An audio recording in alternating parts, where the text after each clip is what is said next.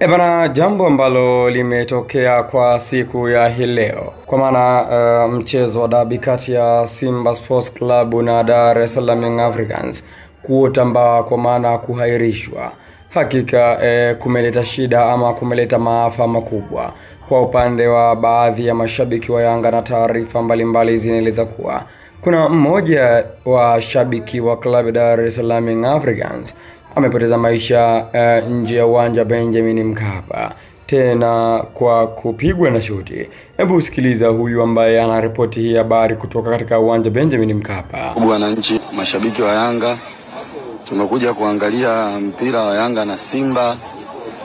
Bahati mbaya, kama mnavyojua, watu wengi umeahirishwa mpira.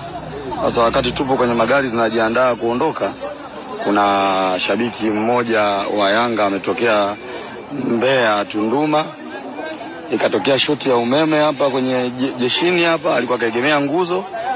Basi mwana Yanga mwenzetu mmoja amefariki. Kwa hiyo kuahirishwa kwa hii mechi kumetokea na maafa kama hayo. Kuna ndugu yetu amefariki hapa, ndio tunakaa kikao, kwa sababu sisi wote ni Yanga kama ndugu, tunajua tufanye nini. Asanteni sana. Naam, umemsikiliza vizuri huyu ambaye ameripoti habari hii. Wana Yanga wamejipanga na wamejichanga kwa ajili ya kuangalia ni jinsi gani wataweza kumsafirisha huyu ndugu yao ambaye amepoteza maisha, na yote hii ni kutokana na mchezo huu kuahirishwa. Pengine mchezo usingeahirishwa, wangekuwa uwanjani na mambo mengine yangeendelea, kwa maana angerudi nyumbani mzima akiwa salama kabisa. Lakini kutokana na mambo ambayo yametokea, hakika yanapelekea kifo cha mtu mmoja, mshabiki wa klabu ya Dar es Salaam Young Africans. Sasa mtazamaji Bongo Super Media, maoni yako ni yapi? Andika hapo katika sehemu ya comments.